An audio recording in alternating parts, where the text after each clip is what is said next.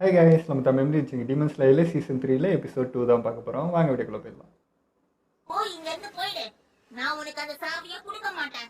இந்த சாவியை எப்படி பயன்படுத்துறதுன்னு கூட சொல்ல மாட்டேன். கேட்டுட்டு எவ்வளவு தைரியமா பேசு. அவங்களுக்குள்ள ஏதாச்சும் பிரச்சனையா என்ன? ஐயோ, என்னடா இது? அவங்க பேசும்போது இப்படி ஒட்டி கேட்கறது தப்பு. என்ன இது? பேசாம நம்ம போய் அவங்க சண்டையை விலக்கி விடலாமா?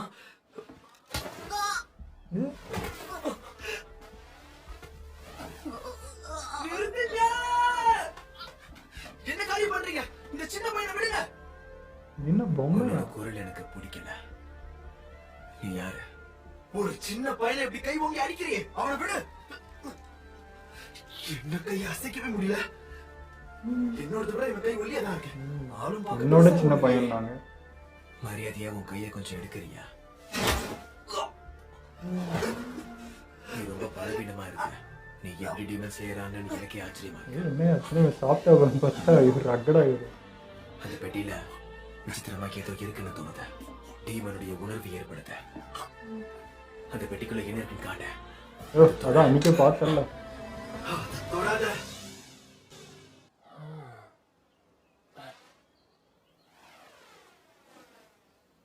இவன் எப்படி அங்க போன? உனக்கு ஒண்ணும் ஆகலையே. எவ்வளவு கையெடு. இங்க பாரு, நீ எதுவும் பயப்படாத. அதான் நான் இருக்கேன்ல. பின்னாடி போ. நான் அந்த சாவியை யார்கிட்டயுமே கொடுக்க மாட்டேன். நீங்க என்ன பண்ணாலும் நான் கொடுக்க மாட்டேன். இனிமே பயன்படுத்தினா இது உடைஞ்சு போயிடும். அதான் பொம்மை போல. அடி வாங்கணும்னு ஆசையா இருக்கா? ஏதோ சின்ன பெயிண்டதுனால திரும்ப திரும்ப உன்னை சும்மா விடுறேன். ஆனா நீ தலைக்கு மேல உட்கார. பலமா ஓங்கி அடிச்சனா உன்னால எந்திரிக்க கூட முடியாத. அது உடஞ்ச என்ன பிரச்சனை? அதே மாதிரி இன்னொன்னு பண்ணிக்கலாமே. நீ இந்த மாதிரி பண்ணிக்கிட்டே இருந்தா என்னால ஒழுங்கா பயிற்சி எடுக்க முடியாத. டீமன்ஸால இங்க ஆபத்து நெருங்கிக்கிட்டே இருக்க. ஒரு வேலையை நீ தடுக்க பாத்துக்கிட்டு இருக்க. ஒரு அஷிராவுடைய நேரத்துடைய மதிப்பு உங்க எல்லாரையும் விட ரொம்ப ரொம்ப முக்கியமானது. உனக்கு வால் செய்யத்தான் தெரியும், சண்டை போட தெரியாத. நிதானமா யோசிச்சா நான் சொல்றது உனக்கு புரியும். நான் சொல்றத கொஞ்சம் நல்லா புரிஞ்சுக்கோ. உனக்கு மக்களை காப்பாற்றுற சக்தி கிடையாது. கூட சாவியை என்கிட்ட கூட. அதை எப்படி பயன்படுத்தணும்னு உன்னை விட எனக்கு நல்லாவே தெரியும். சின்ன பையன் மாதிரி அடம் பிடிக்காத. என்னடா பண்ண? இப்போ நீ என்ன பண்ற? ஐயா, நான் பாத்துக்கிட்டே இருக்க, பேசிட்டே போறேன். வாயை மூடியா கொஞ்சம். இங்க பாரு, உனக்கு மூளையே கிடையாதா? யாருக்கிட்ட எப்படி பேசணும்ன்ற இங்க இது கூட தெரியாதா? ஏன் நான் இப்ப என்ன தப்பா சொல்லிட்டேன்? எனக்கு தப்பா தெரியல. நான் அதை ஒத்துக்கிறேன். நீ இப்ப சொன்ன விஷயங்கள் எல்லாம் ஒரு அளவுக்கு வரைக்கும் சரிதான். ஆனா வாழ செய்யற வேலை கூட ரொம்ப புனிதமானது, விசேஷமானது. அதை நீ மறக்காத. அது எனக்கு தோணுச்சுதான். இது போல வாழ் செய்யறவங்க கிட்ட நம்மள விட விசேஷமான திறமை இருக்கு. அவங்க மட்டும் நமக்காக வால் செஞ்சு கொடுக்கலன்னு வெச்சுக்கோ.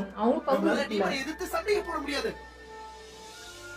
ரெண்டு பேருமே முக்கியமானவங்க தான். வாழை வீசணும்னா அதுக்கு முதல்ல வாழை செய்யணும். எல்லாருமே ஒரே நோக்கத்துக்காக தான் ஓடுறோம். நம்ம எல்லாருமே தனக்காக போராடிக்கிட்டு இருக்கோம். என்ன முக்கியம்? ஆயுதம் முக்கியம்.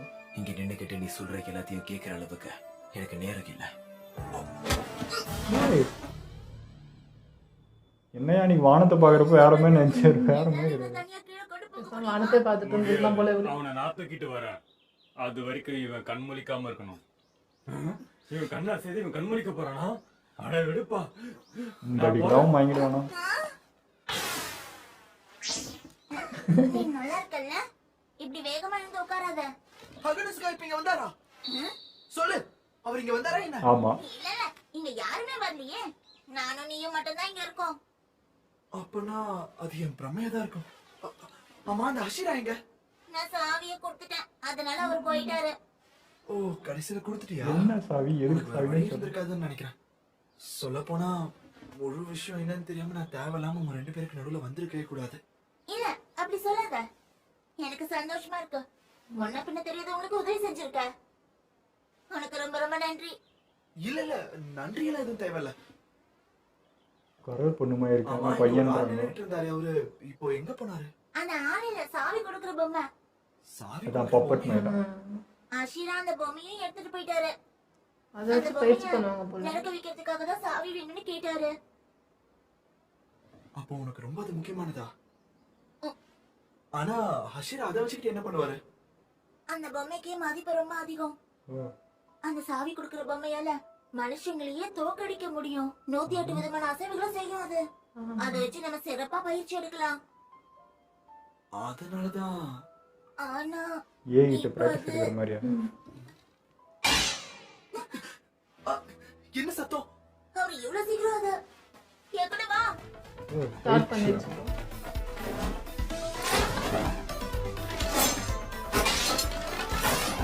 அந்த டான்ஜரோட தோடு தான் போட்டிருக்கு. ஆசிரியர் கூட சண்டையா? ஆச்சரியமா தான் இருக்கு. உனக்கு தெரியுமா இந்த சாவி கொடுக்கிற பொம்மையே என்னோட ரொம்ப தான் பண்ணி நின்னுது நம்ம சொன்னோம். ஆனா அதுக்கே 6 கைகள் இருக்கு. டீமன் ஸ்லேயரை கண்டுபிடிச்சதே அவர்தானா? அதனால அவரே வச்சு பண்றாரு. இந்த பொம்மைய ஒரு உண்மையான மாவீரனை போல தயார் பண்ணதா சொன்னாரு. இது 6 கைகளால பண்றத அந்த மாவீரன் 2 கைகளால சுலபமா பண்ணிடுவாரா? இந்த முகம் எங்கேயோ பார்த்த மாதிரியே இருக்கே, ஆனா ஞாபகம் தான் வரல. என்னுடைய முன்னோர்கள். ஆமா, அது என்னது? அத பத்தி எனக்கு கொஞ்சம் சொல்றியா? என்ன மன்னிச்சிடு, எனக்கு அத பத்தி எல்லாம் பெருசா தெரியாது. அது செங்கோக்கு காலத்தை சேர்ந்தது. செங்கோக்குவா? அப்ப 300 வருஷத்துக்கு முன்னாடி இப்படி ஒரு மாவீரர் இருந்தாரா? அப்படிதான் நான் கேள்விப்பட்டேன். இத்தனை வருஷம் ஆகியும் அந்த பொம்மை பாழாகாம இருக்கு. ஆச்சரியமா தான் இருக்கு.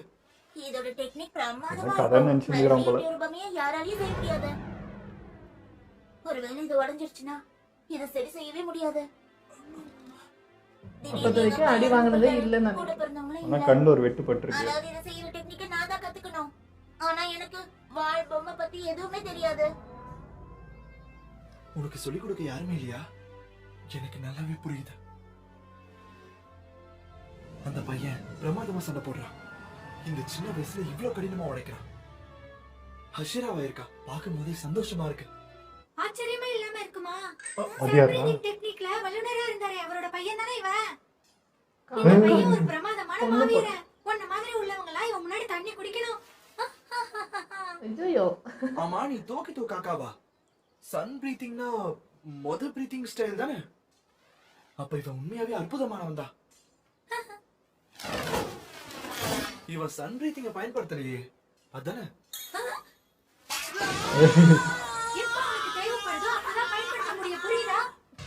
எனக்கு ஞாபகம் வந்துச்சு.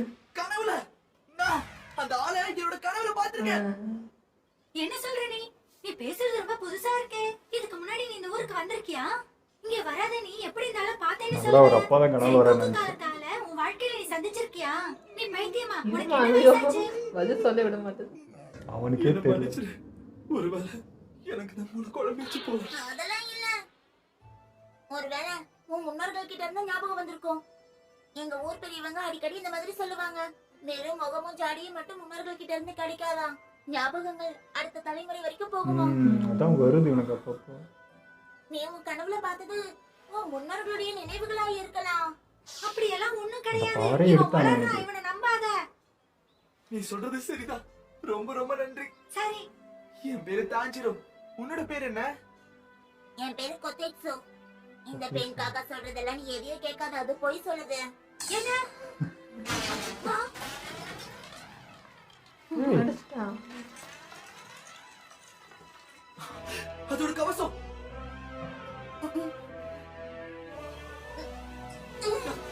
கொத்தேட்சு.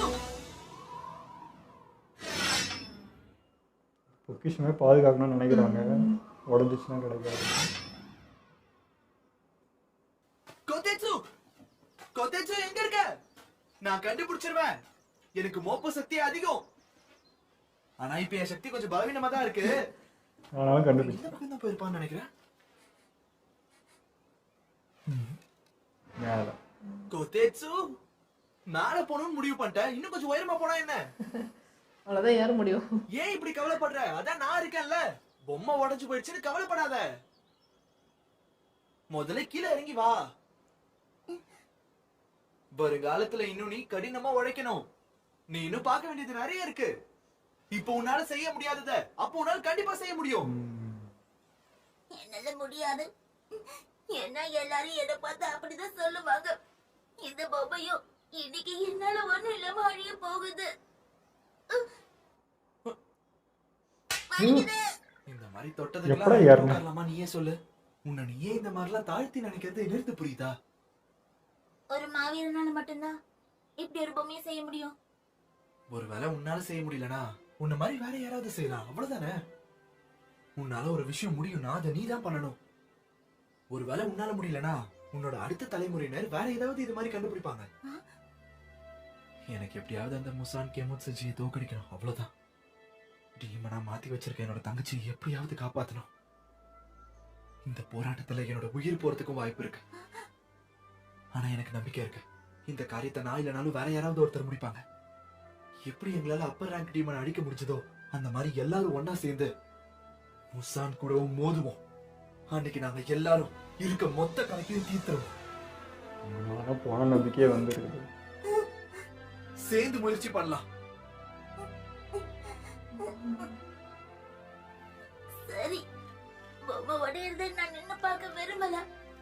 ஆனா இப்போ சூரியன் அஸ்தமனம் ஆகுற வரைக்கும் பயிற்சி எடுத்துட்டே இருப்பாரு. கடைசி வரைக்கும் அதை பார்த்துக்கிட்டே இருக்க போறேன். அதான் சரி. உனக்கு 10 வயசு தானே குடிச்சு? உனக்கு தெரியுமா என்னோட தம்பி இருக்கா. கிளம்பிட்டாரு. பொம்மை அவ்வளவுதானா? பயிற்சி முடிச்சிட்டீங்களா என்ன? முடிச்சாச்சு. பயிற்சி ரொம்ப நல்லா இருந்தது. அப்போ அதை ஏன் நீ உடைச்சிட்டீங்கன்னா கேக்குற? அப்புறம் இன்னொரு விஷயம், வால் முடிஞ்சதுனால பயிற்சி நின்னு போச்சு. ஆனா நான் இத என் கூட கொண்டு போறேன். குதிச்சு அத எங்கேயாவது தூக்கி போட்டுரு. ஆணவம் திமிரு கொஞ்சம் அதிகம் விளங்குது. வேணும்தான் என்னோட மண்டையில போட்டு போயிருப்பாரோ. ஆனா விஷயம் என்னன்னா, ஓ இவருதான் அது. தூண்டு இருக்குது அந்த காக்காக்கு திமிர பத்தியா? அவரு கூட இருக்குல்ல அதே மாதிரி பாக்குது. குதிச்சு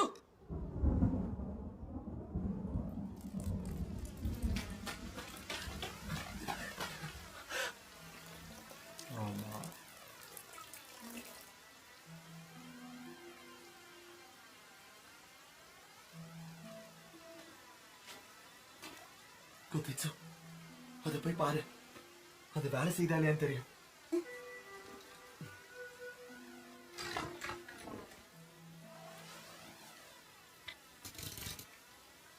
திடீர்னு என்ன அட்டாக் பண்ண போதுதான் நிக்குது. வேலை செய்யல அப்படின்னு இது சரி, சரி. வீசிற போதுடா நோரு. பிரமாதம், இது வேலை செய்து குதிச்சு, இது வேலை செய்து குதிச்சு. ஆமா, இது வேலை செய்யுது. நீ இதோட பயிற்சி பண்ண. எப்படியாவது அந்த திமிர் பிடிச்சவனை விட நீ பலசாலி ஆகி காட்டு. அத நீ உடனே ஆரம்பி.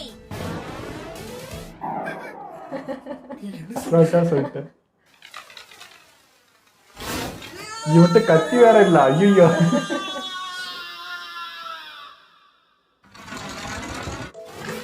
ஓ கட்டையா? அதோட கத்தி குத்துருப்பா போல. இப்ப வெறும் 5 தான் இருக்கு. மறந்துட்டியா? அந்த திமிர் பிடிச்சவன் ஒரு கையை உடைச்சிட்டான்ல, அப்ப 5 தான் இருக்கு. இங்க பாரு, நீ அவனை விட பலசாலி ஆகணும். அதுக்கப்புறமா அவன்கிட்ட போய் உன் ஆணவத்தை அழிச்சிடுவேன்னு சொல்லு. எதுக்கு இவ்வளவு நீளமா முடி வச்சிருக்க?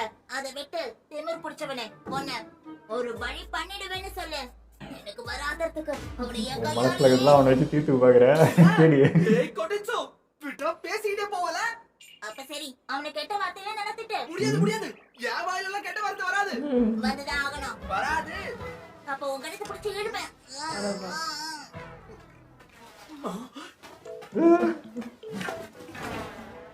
தொக்கிட்டோ என்னோட வேகமா செயல்பட்டான். இத்தனைக்கும் என்னை விட வயசுல சின்னவன் தான்.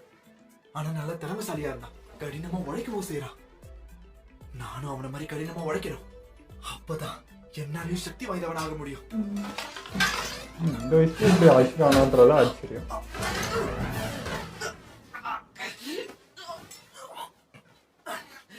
இங்க பாரு, எழுந்துரு. ஆண்களுக்கு வலிக்காது. சரி, யார் சொன்னது? எழுந்துரு எழுந்துரு, சீக்கிரம் எழுந்துரு. நிறைய ஓய்வு எடுத்ததுனால யுத்த கலையா மறந்துட்ட போல அப்ப இருக்கு. இது பொண்ணாதான் இருக்கும் இந்த டைலாக் பேசும்போது. எதிரிகளோட அசைவை பார்த்ததுக்கு அப்புறமா அடுத்தது என்ன பண்ணணும்னு உன்னால முடிவெடுக்க முடியல. அதனாலதான் நீ தோத்து போற. நான் சொல்றது உனக்கு புரியுதா? அடிப்படை சண்டை எப்படி போடுறதுன்னே உனக்கு தெரியல. அதுக்கு நம்ம சொல்லலாம்னு பார்த்தா இவன் நம்மளுக்கு அறிவுரை சொல்றான்னு. இன்னில இருந்து உன்னோட குறைகள்லாம் என்னன்னு நான் உனக்கு சொல்லி உன்னை சரி பண்றதுக்கான முயற்சிகளை நான் பண்ண போறேன். சரி அவனு மாட்டினா உனக்கு சாப்பாடு கிடையாது. சரி. எங்க பாரு, இவ்வளவு நிதானமா இருந்தா ஆமைக்கு கூட அவமானம். இருமா, அவன் இன்னும் தேரலமா முழுசா. இந்நேரம் உன்னை வெட்டி இருக்கும். இப்ப நீ உடனே எழுந்துக்கலனா உனக்கு சாப்பாடே கிடையாது. இன்னும் நீ கத்துக்க வேண்டியது நிறைய இருக்கு. இந்த பையன் என்ன ரொம்ப கொடுமைப்படுத்துறான். இப்படியே போனா நான் செத்துருவேன். உள்ள குச்சிலாம் கொடுக்க முடியும் கனவா கண்டோம். பத்தி யோசிச்சு பாரு. கொத்தேச்சு என்கிட்ட இவன் நிறைய பண்ண காரியங்களை ஓட்டி எனக்கே கண்டுபிடிக்கிறான். ஆஃப் ஆயிடுச்சு. ஆனா பாலை எடுத்து அவனால சண்டை தான் போட முடியல. எல்லா மனுஷங்களுக்கும் ஒரு எண்ணம் இருக்குன்றது அவனால இன்னும் புரிஞ்சுக்க முடியல போல. அவன் கொடுக்கிற பயிற்சி கொடூரமா இருக்கு. என் உயிரே போற மாதிரி இருக்கு. ஆனா அவனோட பேச்சை கேட்கலன்னா சாப்பாடு வர கொடுக்க மாட்டான். இப்பயே கண்ணை ஒரு ஒட்டி நாளைக்கு போயிடுச்சு. மேல ஒரு மனுஷனுக்கு தண்ணி கொடுக்கலன்னா எப்படி உயிர் வாழ்றது? அவனோட அறியாமைனால என்ன எப்படி கொடுமைப்படுத்திக்கிட்டு இருக்கான். இனிமே மோட்டிவ் பண்ணுவியா? ஒரு வழியா இன்னைக்கு மழை வந்தனால தப்பிச்சேன். இவ்வளவு நாள் தண்ணி கடினமான கூட இல்லாம. பயிற்சி நேரத்துல தண்ணி குடிக்காம சாப்பிடாம தூக்கம் இல்லாம இருந்தேன். ஐயோ வாங்கிட்டானா? நான் ஒரு அழகான ஆத்த கடந்து போயிட்டு இருந்தேன். ஆ, எல்லாரும் செத்ததுக்கு அப்புறம் அங்கதான் போவாங்களா, நானும் அந்த பாதையில தான் போயிட்டு இருந்தேன். என் தலையெழுத்து ரொம்ப நல்லா இருக்கேன்னு நினைச்சேன். ஆனா நான் மயங்கிட்டேன். பசி மயக்க என்னென்ன சொல்ல வைக்குது ஆத்துக்குள்ள பத்தியா? விழுந்துட்டேன். அதுக்குள்ள இருட்டா இருந்துச்சு. என்னால அப்பதான் உணரவே முடிஞ்சது. ஏதோ சில கைகள் என்னை அழுத்திக்கிட்டே இருந்துச்சு. பொம்மை தான் அழுத்துதா? அந்த ஆத்தோட ஆழத்துல பார்த்தப்போ ஏதோ ஒரு ஒளி எனக்கு தெரிஞ்சது. இந்த பையன் தானா? நான் அதை நோக்கி இன்னும் உள்ள போனேன். ஆனா அந்த கைகள் என்னை விடவே இல்லை. தொடர்ந்து என்னை புடிச்சுக்கிட்டே இருந்துச்சு.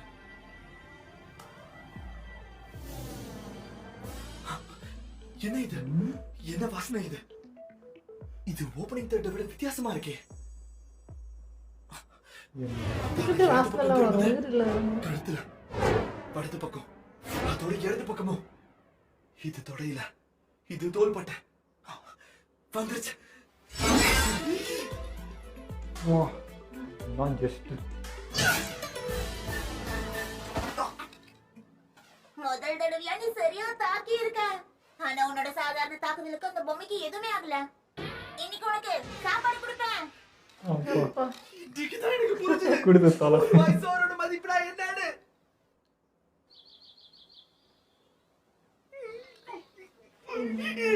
பட்டி போட்டு வேலை வாங்குது நம்மள.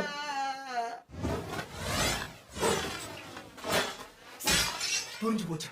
எப்படி தாக்கணும்னு எனக்கு தெரியும். இதோட தாக்குதல் எப்படி வரும்னு புரிஞ்சுக்கிட்டேன். என்னால இப்ப இதுக்கு முன்னாடி நிக்க முடியல. என்னால இதோட வாசனையை வச்சு இது எங்க தாக்க போதுன்னு தெரிஞ்சுக்க முடியுது.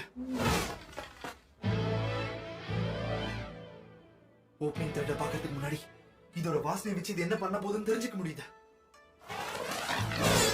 ஏய், வாசனை எப்படி வரும்னு அவன் யோசிக்கலையே. இதை தாக்கணும். என்னோட முழு சக்தியோட தாக்கணும். ஆனா இது உடைஞ்சு போச்சுன்னா பொம்மைக்குன்னு ஒரு வாசனை இருக்குல்ல, அது சொல்றான்னு நினைக்கிறேன். அத தாக்கு. உடைஞ்சிரும்னு கவலைப்படாத. உடைஞ்சா நான் எப்படியாவது சரி பண்ணிடுவேன். ஏய், நீ ரொம்ப பிரமாதமா சண்டை போடுற. இதுதான் உன்னோட உண்மையான சக்தி. இந்த நேரத்துல நீ எதுக்காகவும் தயங்க கூடாது. ஓ, நீ ஒரு மாவீரன். மயிர் இல்லை. உன்னோட திறமையை நீ முழுசா வெளியே கொண்டு வரணும். பட்டிச்சா? ஒன்னும் ஆகல. உனக்கு ஒண்ணும் ஆகலையே. லேண்டிங் தாமா சரியா இருக்க மாட்டேங்குது. குதிச்சு உடைச்சிரு. நீ கொடுத்த வேலை உடைச்சிட்டப்பா. அது பரவாயில்ல, நீ கவலைப்படாத. கழுத்துல வெட்டியிருக்கான்.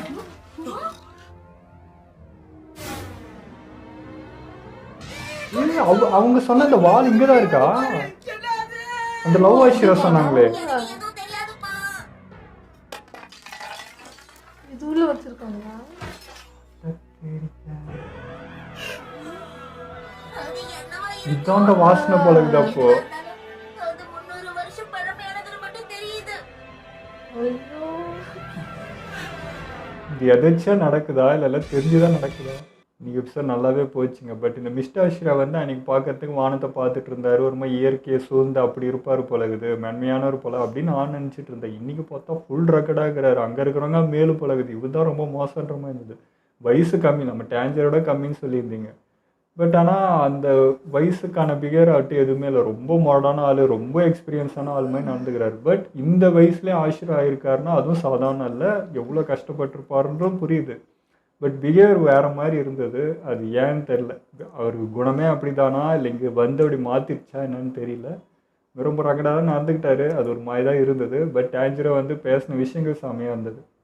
ஏன்னா அன்றைக்கி வந்து நர்ஸ் அவங்களுக்கும் இதே மாதிரி தான் சொன்னாங்க, நீங்கள் இல்லைன்னா நீங்கள் எங்களை சரி பண்ணலாம், நாங்கள் எப்படி போராட முடியும், நீங்களும் முக்கியம்னு.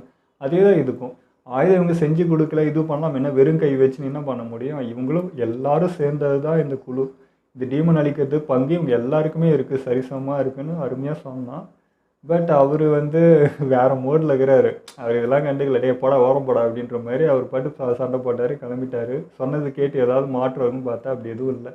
நம்ம கத்தி செய்கிறாரு, அவருக்குள்ளே தான் மாற்றம் வந்திருக்குன்னு நினைக்கிறேன். மேபி டேஞ்சரோ மேலே உச்சக்கட்ட கோவத்தில் இருந்திருப்பார். இப்போ சொன்னது மேபி அவர் ஆறுதல் பற்றிருக்கலாம், இனிமேல் நீ 10 வாரம் கூட வர்றா நான் செஞ்சு தரேன்ற மோடில் போன மாதிரி இருந்தது. அது என்னன்னு பார்ப்போம். ஆனால் ஆஷிராவால் வந்து அந்த பொம்மை எதுவும் பண்ண முடியலன்றது, ஏன்னா கை மட்டும் தான் பண்ணாங்க, மற்றபடி எதுவும் பண்ணல. நம்ம டேஞ்சரை வந்து கழுத்தை இது பண்ணி அந்த வாளும் கிடச்சிருச்சு. ஆனால் எனக்கும் வந்து டேஞ்சரை கிட்ட அது வரணுங்கிற மாதிரியே பண்ண மாதிரி இருந்துச்சு. ஏன்னா ஆஷிராவால் முடியாது, இவன் வெட்டி இவன் கிட்ட வருதாங்கிறது கொஞ்சம் அப்படி தான் சிங்க் ஆச்சு எனக்கு. இல்லை எனக்கு வந்து ஆஷிரா மேபி இந்த பொம்மையை உடச்சிடக்கூடாது பாவன்றதுனால வெறும் கையோட விட்டாரோ அப்படின்ற மாதிரி திங்கிங் இருக்கு. இவனே வந்து தலை வெட்டுற அளவுக்கு பண்ணுறான்னா அவர்னால முடியும். மேபி இறக்கப்பட்டு விட்டுருக்கலாம், போதும் சரி பாவம் அவனை கை மட்டும் எடுத்துகிட்டு போகலாம் அப்படின்ட்டு விட்ட மாதிரி எனக்கு ஒரு ஃபீல் தெரியும். ஆனால் இந்த ஆஷிராவுக்கு வந்து சன் பிரீத் டெக்னிக் தெரிஞ்சிருக்குன்றதே வந்து ஆச்சரியமா, ஏன்னா அதுதான் வந்து முதன்மையானதுலாம் சொன்னாங்க. ஸோ அது எப்படி இந்த பையன் அதுக்குள்ளேயே கற்றுக்கிட்டு அதில் ஒரு ஃபர்ஸ்ட் ஆளாக அப்படி நல்லா தெரிஞ்ச ஒரு ஆளாக இருக்கான்றதே கொஞ்சம் ஆச்சரியமாக தான் இருந்தது. ஸோ அந்த பொம்மைக்குள்ளேயே இன்னொரு ட்விஸ்ட் இருக்குன்றது பயங்கரமாக இருந்தது. லவ் ஐஸ்வர்யா வந்து அவங்க போய் அசால்ட்டாக சொல்லிட்டு போயிட்டாங்க, ஒரு ஆயுதம் இருக்குது அதை தேடி எடுத்துக்கோன்ட்டு, எந்த டிப்ஸும் சொல்ல எதுவுமே சொல்ல. பட் இது எதாச்சியாக நடந்ததா இல்லை இது நடக்கணும்னு நடந்துச்சா என்னன்னு தெரியல. கரெக்டாக தேடி வந்து எதாச்சியாக தான் வெட்டினா கிடச்சிது. பட் இது என்னமோ பிளான் பண்ணி ஏதோ பண்ண மாதிரியே எனக்கு ஒரு ஃபீல் இருக்குது. அது எப்படி கரெக்டாக வந்து இவர் கரெக்டாக இந்த தடுவாது, இப்போ கரெக்டாக இந்த குட்டி பொண்ணா இது பையனானே தெரியல, குரல் பொண்ணாகுது ஆனால் இவங்க பையன்றாங்க, சரி பையனே வச்சுப்பான். கரெக்டாக இவங்க வந்து இது முனைப்பாக இருந்து நீங்கள் செஞ்சே ஆகணும்னு இவனுக்கு சொல்லி அதை இவன் தான் மோட்டிவ் பண்ணான். மோட்டிவ் பண்ணதே திரும்பி அவனுக்கு ஆப்பாகி இது பண்ண மாதிரி இருந்தது. ஸோ இது எதாச்சும் நடந்த மாதிரி இருக்கட்டும், ஏதோ ஒன்று கிடச்சிச்சு. நான் கூட இது ரொம்ப தேடணுமா, இது முடிச்சு இன்னும் இது ஒரு போகுமா அப்படின்னு நினச்சேன். பார்த்தா டக்குன்னு கிடச்சிச்சு. அது எப்படின்னா நம்ம நல்ல மனசு நல்ல விஷயத்தோட எப்பவும் பாசிட்டிவாக இருந்தால் நம்ம நல்லதே திரும்ப நடக்கும்ன்றது இருக்குல்ல, அதுதான் டேஞ்சரும். அவன் அந்த பையனை புரிஞ்சுக்கிட்டு அவனுக்கு ஒரு மோட்டிவ் பண்ண போய் அதுவே உனக்கு நல்லதாக திரும்ப வந்திருக்குன்ற மாதிரி தான். நம்ம டேஞ்சரை ஏற்கனவே சன் பிரீத்திங் டெக்னிக்ன்றப்போ கரெக்டாக இந்த வாலும் அவங்ககிட்ட கிடச்சிச்சு, இது அவருடைய கத்தின்றப்போ மேபி இது ஒரு கனெக்ஷன் ஆகுன்ற மாதிரி தந்து. ஏற்கனவே அவன் ஆனான் அன்றைக்கே வெறியாகி நெத்திலையும் மாறிச்சு கலர் மாறிச்சுன்றப்போ ஒன்று மானான். இப்போ இந்த கத்தியும் அவன் கையில் கிடைக்கிறப்போ இது ஒன்று நடக்குமோன்ற மாதிரி இருக்குது. இது லவ் ஆஷிரா தெரிஞ்சுதான் சொன்னாங்க அப்படின்ற மாதிரி இருக்குது. இவனுக்கு தான் அது கரெக்டாக இருக்கும், இவனுடைய இது தானே அது அப்படின்னு சொன்ன மாதிரி இருந்தது. அதுக்கு எதுவுமே கிடச்சிருக்கு. இன்னும் இது கிடச்சதுக்கப்புறம் என்ன ஆகப்போறான்றது எனக்கு தெரியல, பாப்பா அது வெயிட்டிங்காக இருக்குது. ஏன்னா இந்த கனெக்ஷன்லாம் எப்போ ரிலீஃப் ஆகுன்ற எப்போ சொல்லுவாங்கன்றது தெரியல. பட் அது காட்டுறப்பே வந்து ஒரு ஆர்வம் அதிகமாகுது. ஆமாம் இல்லை இது இவனுக்கு காய்ச்சிச்சுன்னா ஒன்று வருமே செய்யுமேன்ற அந்த தூண்டுதல் இப்போ எங்களுக்கு தோணுது. பாப்பா எப்படி நடக்குது. ஓகே, இதெல்லாம் வீடியோ முடிச்சுப்போம். மறக்காமல் லைக் ஷேர் பண்ணுங்கள், மறக்காமல் சப்ஸ்கிரைப் பண்ணிடுங்க.